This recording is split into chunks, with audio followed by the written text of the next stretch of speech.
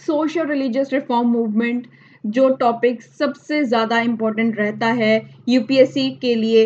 UPSC यहाँ से अक्सर बहुत ज़्यादा क्वेश्चंस पूछती है जो मॉडर्न हिस्ट्री का सबसे इम्पोर्टेंट सेगमेंट रहता है। तो इसे आज हम रिवाइज करेंगे अच्छे से ताकि आप एग्जाम में कोई भी गलती ना करें। तो चलिए स्टार्ट करते हैं विद द फर्स्ट। हमारा जो रिफॉर्म मूवमेंट है that is Indian social conference जो हुआ था 1887 के अंदर। इसके फाउंडर कौन है? MG Ranade and Raghunath Rao. तो ये मैंने आपको पहले भी बताया है। अगर आपसे कोई भी रिफॉर्म मूवमेंट के रिगार्डिंग क्वेश्चन आपसे यूपीएससी पूछने वाला है तो वो आपसे या तो फाउंडर का नेम या leader associated with that rebellion वो पूछेगा या आपसे वो क्रोनोलॉजी पूछने वाला है।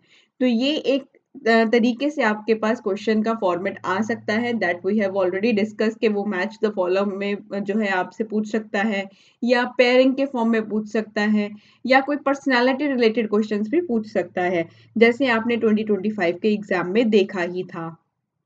तो इंडियन सोशल कॉन्फ्रेंस को जो है इसकी स्थापना जो की थी वो एमजी रनाडे और रघुनाथ राव ने की थी, जिसका जो है इनॉग्रल जब हुआ उसके बाद ये अक्सर एनुअली इनकी जो है मीटअप्स होती थी इन मद्रास के अंदर, coinciding with the Indian National Congress के साथ। कोइंसाइड किसके साथ होती थी? Coinciding with Indian National Congress के साथ।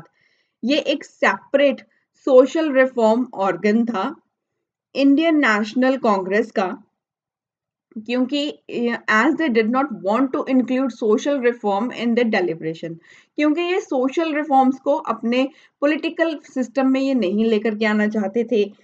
ये इनको जो है अलग रखना चाहते थे, अपने जो भी इनकी जो डेलिब्रेशंस थी उनसे ये सेपरेट रखना चाहते थे।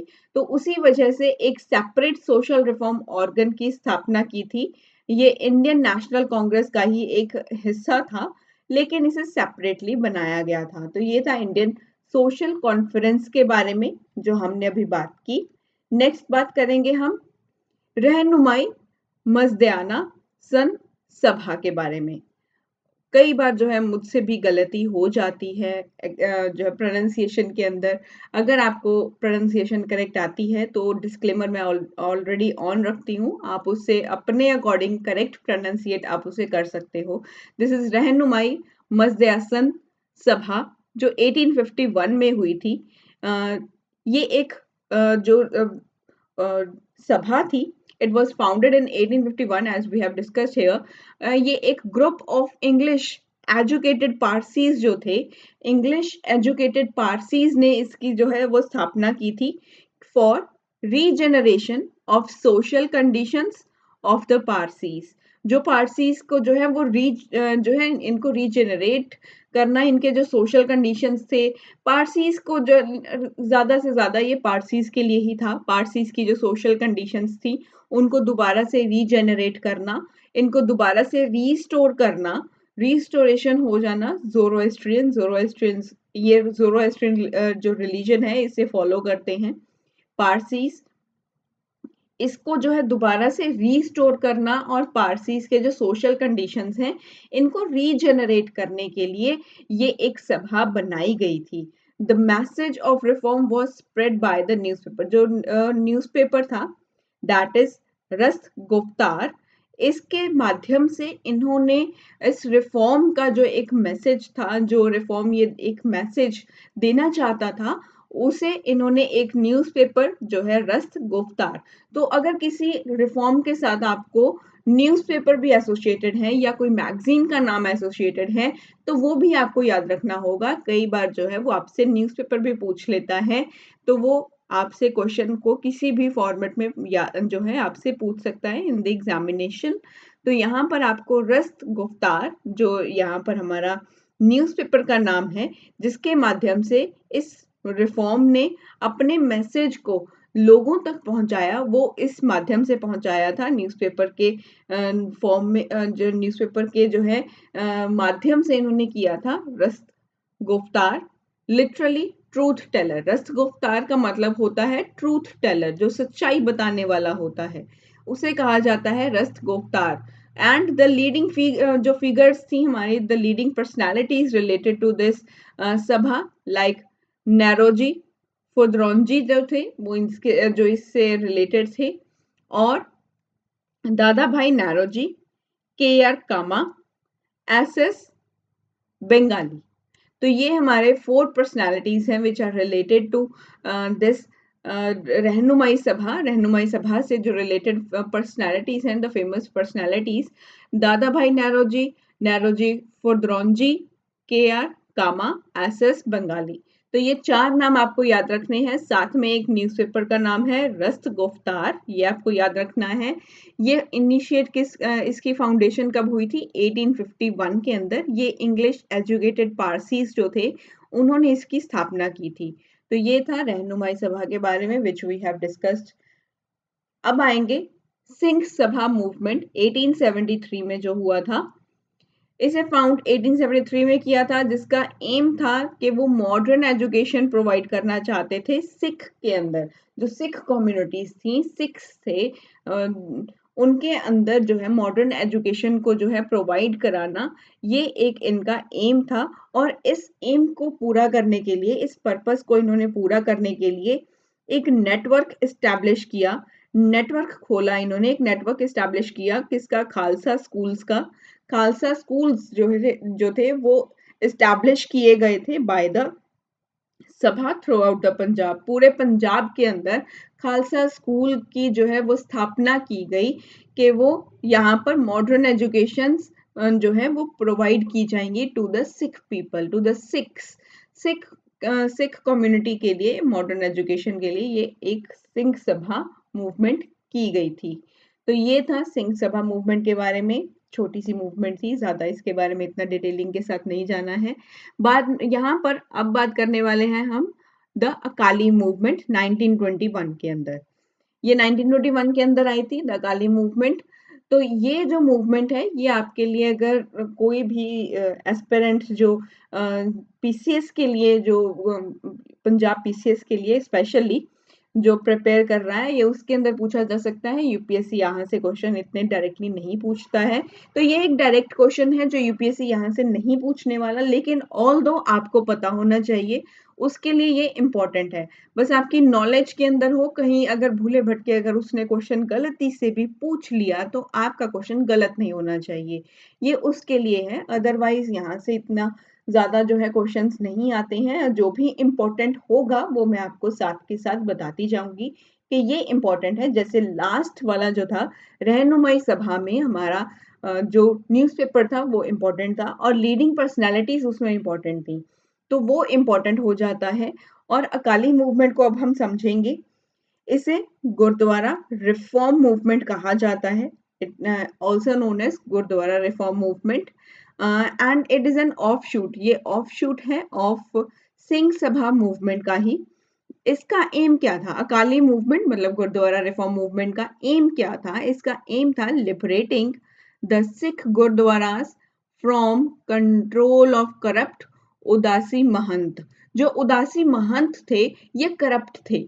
इन करप्ट उदासी महंत के कंट्रोल से सिख गुरुद्वारास को लिबरेट करवाना इनका एम था। द अकाली मूवमेंट ये एक रीजनल मूवमेंट है। ये ये कम्युनल मूवमेंट नहीं था, ये एक रीजनल मूवमेंट था। इसे जब लॉन्च किया गया था एज एन नॉन वायलेंट के फॉर्म में लॉन्च किया गया था, और नॉन कॉरपोरेशन मूवमेंट की फॉर्म में लॉन्च किया था इन 1921 के अंदर। फिर बाद में क्या हुआ, फिर गवर्नमेंट ने एक एक्ट लेकर के आए थे, दे एनेक्टेड गुरुद्वारा एक्ट ऑफ 1922। फिर 1922 गुरुद्वारा एक्ट लेकर के आते हैं, जिसे बाद में 1925 के अंदर अमेंड कर दिया गया था। इसकी अमेंडमेंट हुई थी 1925 के अंदर। लेकिन जो गुरुद्वारा एक्ट 1922 था, इसने कंट्रोल दिया, which gave control to the Sikh masses. जो सिख मासेस थी, सिख पॉपुलेशन जो थी, उसको कंट्रोल दे दिया था कि वो कोई भी अपॉइंटमेंट्स कर सकता है थ्रू श्रोमणी गुरुद्वारा प्रबंधक कमेटी के, एसजीपीसी के थ्रू वो कोई भी अपॉइंटमेंट्स कर सकता है। तो ये इसने यहाँ पर कंट्रोल दिया था गुरुद्वारा एक्ट ऑफ 1922 ने। This is all about Akali movement. The depressed classes Mahar movement 1924, ये महाराष्ट्र में हुआ था। महार मूवमेंट जो है, आपसे महार कम्युनिटी पूछ सकता है क्योंकि ये भीमराव अंबेडकर जो थे, बी आर अंबेडकर, उनसे रिलेटेड है ये। डिप्रेस्ड क्लासेस महार मूवमेंट 1924, ये महाराष्ट्र में हुआ था। तो क्रोनोलॉजी और प्लेस दोनों याद रखिएगा। इसका ऑब्जेक्टिव क्या था? Elevate Mahar community. Mahar community एक अनटचेबल्स की कम्युनिटी है। अनटचेबल्स ज़्यादा इसमें इंक्लूड किए जाते हैं। महार कम्युनिटी अनटचेबल से रिलेटेड है। इनका उत्थान करना अनटचेबल्स का, महार कम्युनिटी का, इन महाराष्ट्र। तो इस मूवमेंट की डिमांड्स क्या थी? Access to public places. देखो, जो अनटचेबल्स थे, इनको पब्लिक प्लेसेस के ऊपर जो है आना अलाउ नहीं था, और इनको टेम्पल एंट्री भी नहीं दी जाती थी। जो मंदिर हुआ करते थे वहां पर भी इनको अलाउ नहीं किया जाता था। तो ये था एक यहाँ पर इनको इन सब चीज़ों को जो है ख़त्म करने के लिए, इन सब चीज़ों को बंद करने के लिए एक डिप्रेस्ड क्लासेस महार मूवमेंट लेकर के आते हैं डॉक्टर भीमराव अंबेडकर, जिसकी डिमांड ये थी कि पब्लिक प्लेसेस के ऊपर भी जो अनटचेबल्स हैं, महार कम्युनिटी है, उनको अलाउ होना चाहिए, उनको भी अधिकार होना चाहिए कि वो पब्लिक प्लेसेस को इस्तेमाल कर सकते हैं, उनको यूज़ कर सकते हैं। टेम्पल के अंदर, मंदिरों में वो जाकर के भगवान की पूजा कर सकते हैं, उनको टेम्पल के अंदर एंट्री मिल सकती है।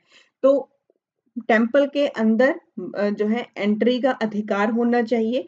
पब्लिक प्लेसेस के ऊपर जो है इनको पब्लिक प्लेसेस का यूज़ करने का इनको अधिकार होना चाहिए। एंड अबॉलिशन ऑफ महार वतन, जो महार वतन था इसका अबॉलिशन, इसका खंडन होना चाहिए। And separate representation in the legislative council, और ये सेपरेट जो है अपनी रिप्रेजेंटेशन चाहते थे। That we have already seen, आपने देखा होगा जब आपने इंडियन पॉलिटिक में भी पढ़ा होगा कि ये समर्थक थे कि सेपरेट रिप्रेजेंटेशन डिप्रेस्ड क्लासेस को मिलना चाहिए इन द लेजिस्लेटिव काउंसिल्स के अंदर। तो ये पॉलिटी का भी एक सेगमेंट यहाँ पर आपको छोटा सा दिखाई दे रहा है। कुछ ना कुछ चीजें जो होती हैं वो इंटरलिंक करती ही रहती हैं। जैसे अभी यहाँ पर की जो आपने पॉलिटी में पढ़ा था कि डॉक्टर भीमराव अंबेडकर ने समर्थन दिया था कि भी जो सेपरेट रिप्रेजेंटेशन है इलेक्टोरल रोल्स के अंदर, वो लेजिस्लेटिव काउंसिल्स के अंदर, वो इनको मिलना चाहिए।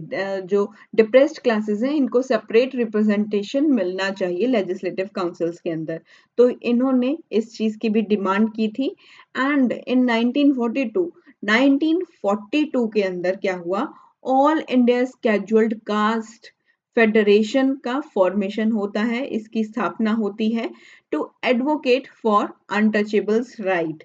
जो भी अनटचेबल्स के अधिकार थे उनकी इन्होंने एडवोकेट किया था through all India Scheduled Caste federation की स्थापना करके। ये इसकी स्थापना कब हुई थी? 1942 के अंदर हुई थी। तो ये आपने देखा, जो भी हमने डिस्कस किया, that was about the depressed classes movement, Mahar movement 1924, जो महाराष्ट्र में हुआ था। नेक्स्ट बात करेंगे वाइकॉम सत्याग्रह 1924। आई थिंक इसके रिगार्डिंग भी यूपीएससी ने एक बार क्वेश्चन पूछा है, वाइकॉम सत्याग्रह के ऊपर भी। पीवाईक्यूज आप एक बार चेक कीजिएगा दोबारा से। I will recommend you people कि आप हिस्ट्री के एक बार पीवाईक्यूज इसे चेक कीजिए, मॉडर्न हिस्ट्री के। उसमें वाइकॉम सत्याग्रह के ऊपर भी यूपीएससी ने क्वेश्चन पूछा था। तो वाइकॉम सत्याग्रह हुआ था 1924 के अंदर, एंड इसने चैलेंज किया the denial of access to temples and public roads। जो अनटचेबल्स थे उनको टेम्पल्स के अंदर एंट्री नहीं मिल रही थी, दैट वी हैव डिस्कस्ड। उनको पब्लिक रोड्स यूज करने का अधिकार नहीं था, टेम्पल्स के अंदर जो है वर्शिपिंग करने का, एंट्री लेने का ही अधिकार नहीं था। वर्शिपिंग तो बहुत दूर की बात है, वर्शिप करना, पूजा पाठ करना, ये तो बहुत दूर की बात है। उन्हें तो अंदर एंट्री ही नहीं मिल रही थी।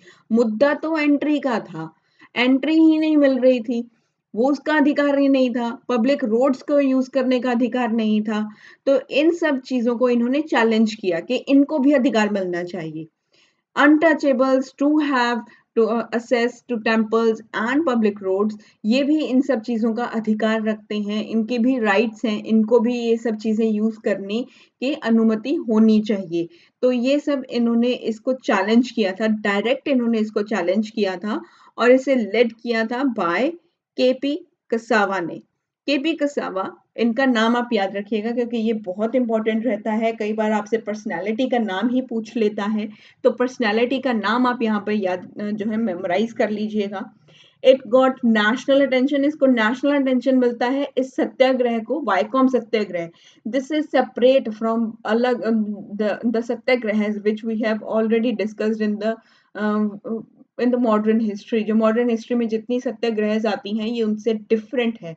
जो वाइकॉम सत्याग्रह है ये अनटचेबल से रिलेटेड है और इसे नेशनल अटेंशन मिला था विद द जथास, जो प्रोसेशंस थे, जथास थे, बहुत सारे नंबर ऑफ पीपल्स जो थे, पंजाब से लेकर के मदुरई तक बहुत सारे लोगों ने इसका जो है वो साथ दिया था और इसे एक नेशनल अटेंशन मिला था इस सत्याग्रह को। महात्मा गांधी ने भी उस टाइम पे के ऊपर यहाँ पर केरला में विजिट किया था। तो महात्मा गांधी भी यहाँ पर अपना जो है एक रोल यहाँ पर प्ले करते हुए दिखाई दे रहे हैं। ही टू विजिटेड केरला, जिन इन्होंने भी इस वाइकॉम सत्याग्रह को सपोर्ट किया था। This is about the Vaikom Satyagraha which held in 1924। Next बात करेंगे हम टेम्पल एंट्री मूवमेंट के बारे में, जो 1930s के टाइम पर हुई थी। इसका जो लोकेशन है वो अक्रॉस इंडिया था, थी तो ये पूरे इंडिया के ऊपर, पूरे पैन इंडिया के ऊपर था, अक्रॉस इंडिया था, बट मोस्ट नोटेबली ये हुआ था इन ट्रेवनकोर। ट्रेवनकोर जो है ये केरला के जो है हमारे केरला के अंदर एक जगह है ट्रेवनकोर, यहाँ पर हुआ था मोस्ट नोटेबली ये ट्रेवनकोर। केरला के अंदर एक ट्रेवनकोर जगह है, वहां पर हुआ था और मद्रास प्रेसिडेंसी में हुआ था। मद्रास प्रेसिडेंसी में जो है ये मूवमेंट की गई थी। इसका मेन इशू क्या था? इसका मेन इशू ये था, ये डिमांड कर रहे थे राइट फॉर लोअर कास्ट। जो लोअर कास्ट थे, जो दलित थे, अवर्णास जो थे, इनका जो है अधिकार के लिए ये यहाँ पर फाइट कर रहे थे, ये डिमांड कर रहे थे the right for lower caste to enter Hindu temples. जो टेम्पल्स थे, बेसिकली टेम्पल्स के अंदर एंट्री का अधिकार ये मांग रहे थे कि लोअर कास्ट को भी अधिकार होना चाहिए कि वो भी मंदिरों में अपनी एंट्री ले सकते हैं, इनको भी एंटर करना अलाउ होना चाहिए। और की इवेंट्स जो हुए थे इसके दौरान वो थे, गुरुवायूर सत्याग्रह हुआ था 1931 से 1932 के बीच में। ये प्रोटेस्ट जो हुआ था ये गुरुवायूर टेम्पल में हुआ था। ये टेम्पल कहाँ पर है? ये मालाबार में है। और की हमारे जो लीडर्स थे which are associated with this satyagraha, that is K Kelappan. जो के केलप्पन है वो इसके साथ एसोसिएटेड है। It is this Satyagraha led by के केलप्पन एंड सपोर्टेड बाय, इसे सपोर्ट किसने किया था? ए के गोपालन ने। तो ए के गोपालन और के कलप्पन ने जो है लीडिंग पर्सनालिटीज थी ऑफ गुरुवायूर सत्याग्रह। इसके बाद हुआ था टेम्पल एंट्री प्रोक्लेमेशन हुआ था, जो 1936 के अंदर हुआ था। तो जो महाराजा थे ट्रेवनकोर के जो महाराजा थे, जिनका नाम है चित्थिरा तिरुनल, चित्तिरा तिरुनल यहाँ पर महाराजा थे ट्रेवनकोर के। इन्होंने एक हिस्टोरिक प्रोक्लामेशन इशू किया जिसमें इन्होंने अलाउ किया था all Hindus regardless of caste. कोई भी कास्ट का ऐसा चक्कर ही नहीं है, कोई भी कास्ट का किसी के साथ डिस्क्रिमिनेशन नहीं किया जाएगा। आप किसी भी कास्ट से बिलोंग करते हो, अगर आप हिंदू हो, किसी भी कास्ट से बिलोंग करते हो, डजेंट मैटर कि आप अपर कास्ट से हो या आप लोअर कास्ट से हो, ये मैटर नहीं करता है। आप किसी भी कास्ट के हो, आपको एंट्री मिलेगी टेम्पल्स के अंदर। All Hindus regardless of caste, regardless of caste मतलब आप किसी भी कास्ट से बिलोंग करते हो, अगर आप हिंदू हो तो आपको एंट्री मिल जाएगी टेम्पल्स के अंदर, आप टेम्पल के अंदर एंटर कर सकते हो।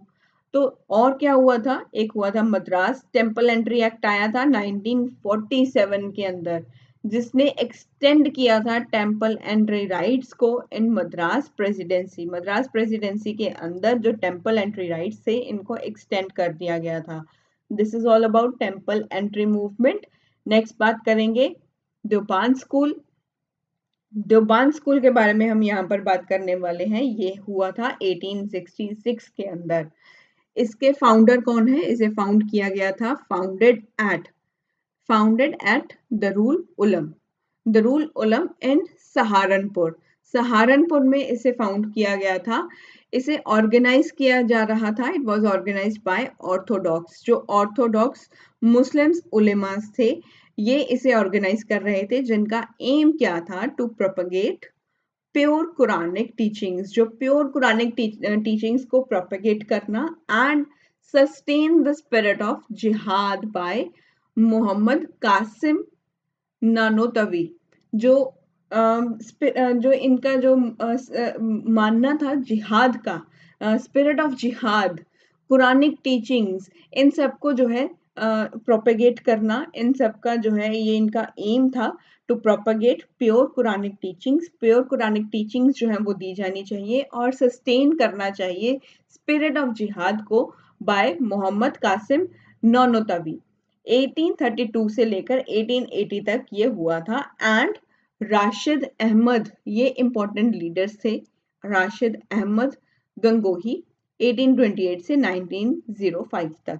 तो ये इन्होंने ये लेकर के आए थे इस चीज को यहाँ पर कि स्पिरिट ऑफ जिहाद जो है इसे सस्टेन करना चाहिए and propagate the pure Quranic teachings. तो ये इनका एम था। महमूद उल हसन ने प्रोवाइड किया पॉलिटिकल एंड इंटेलेक्चुअल कंटेंट। जो पॉलिटिकल और इंटेलेक्चुअल कंटेंट को प्रोवाइड करने वाले महमूद उल हसन थे। इन्होंने वर्क किया out of a synthesis of Islamic principles. जो इस्लामिक प्रिंसिपल्स थे उनके उन सबको इन्होंने फॉलो किया था। एंड नेशनलिस्ट एस्पायरेशन, जो नेशनलिस्ट एस्पायरेशन था, इन्होंने इसको भी ये साथ लेकर के चल रहे थे। And the Jamiat Ul Ulema gave a concrete shape to Hassan's ideas of protection of the religious and political rights of the Muslims. तो जमायत उल उलेमा ने यहाँ पर एक कॉन्क्रीट शेप दिया। हाँ, जो हसन के आइडियाज थे, जो हसन का आइडिया था, इसको एक शेप दिया ताकि प्रोटेक्शन हो सके रिलीजियस एंड पॉलिटिकल राइट्स का। जो मुस्लिम्स के रिलीजियस और पॉलिटिकल राइट्स हैं इनको प्रोटेक्ट किया जा सके। नेक्स्ट है Shibli Numani supported the inclusion of English language. तो इंग्लिश लैंग्वेज का इंक्लूजन होना, इसे सपोर्ट किसने किया था? शिबली नुमानी ने। एंड यूरोपियन साइंसेस का इंक्लूड होना भी इन्होंने ही सपोर्ट किया था। इन्होंने फाउंड किया नदवतल उलामा एंड दरुल उलूम इन लखनऊ।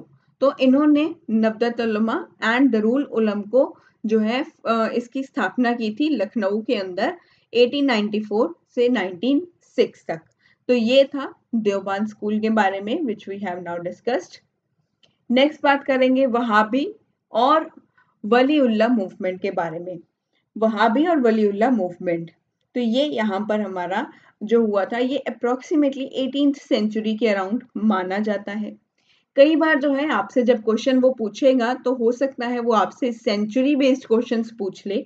तो आपको सेंचुरी बेस्ड भी क्वेश्चंस जो हैं वो आने चाहिए कि ये कौन सी सेंचुरी के रिगार्डिंग बात कर रहा है, तो वो भी आपको यहाँ पर पता होना चाहिए। तो ये 18th सेंचुरी जो में जो हुआ था वहाबी मूवमेंट, ये इंस्पायर है by the Abdul Wahab of Arabia. जो अब्दुल वहाब है अरेबिया के और शाह वलीउल्लाह हैं, इनसे ये इंस्पायर्ड थे।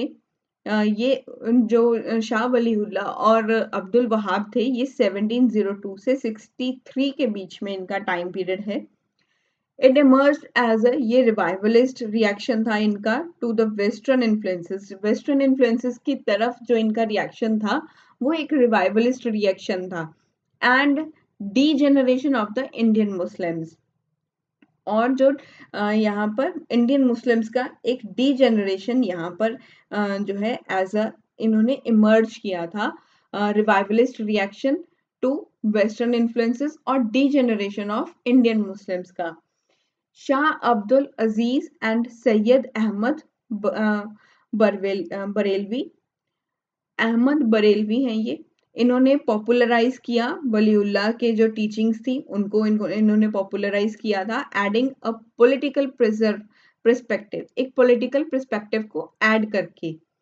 And it has called for a return to the true spirit of Islam. तो इस तरह से ट्रू स्पिरिट ऑफ इस्लाम का जो है वो रिटर्न होता है, जिसने सबसे ज्यादा जोर किसके ऊपर दिया? Harmony among the Muslims, jurisprudence.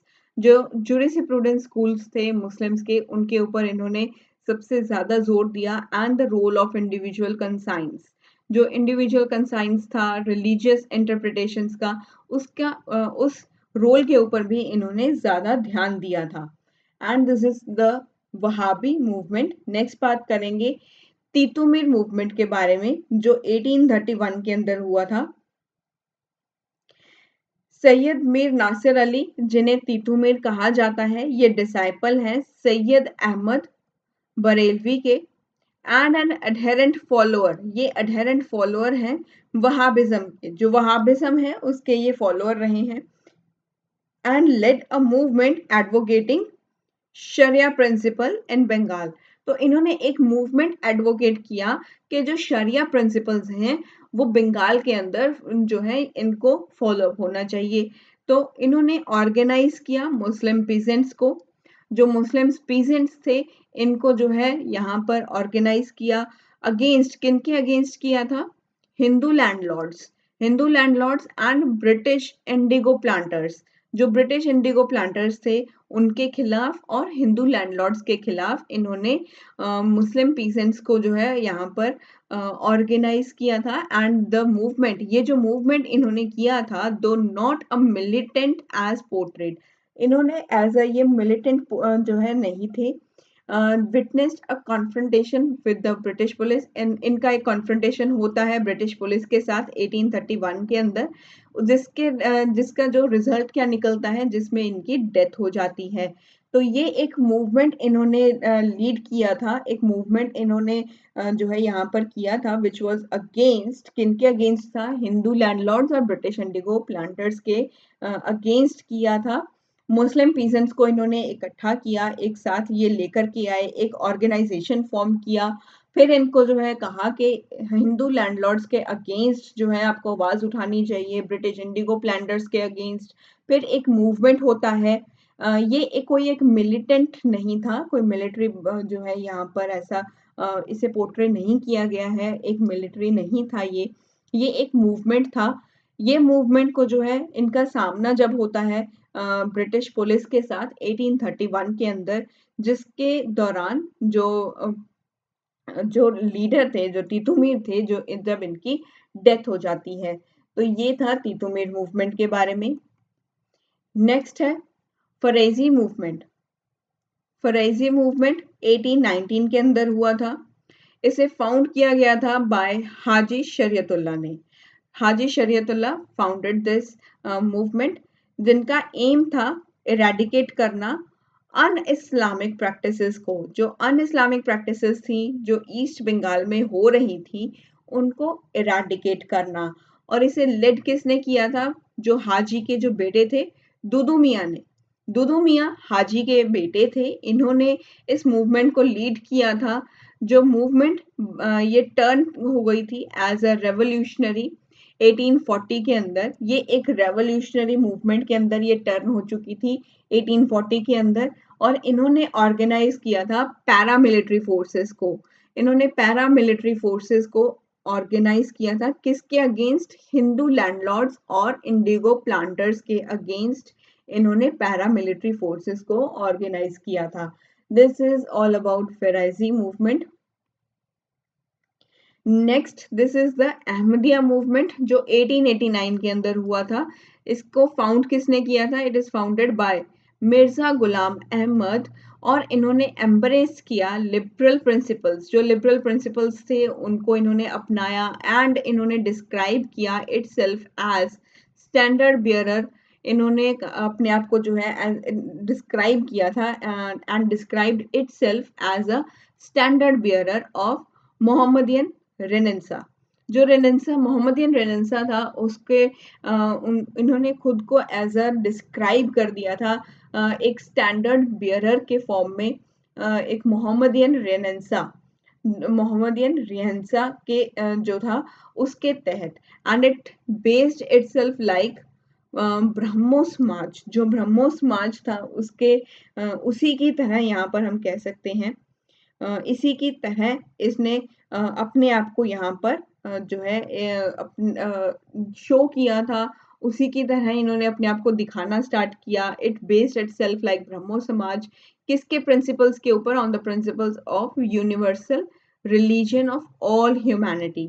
Universal religion of all humanity के का प्रिंसिपल की फॉर्म में इन्होंने अपने आप को एज अ ब्रह्मो समाज की फॉर्म में ही रिप्रेजेंट किया, इसकी तरह रिप्रेजेंट किया।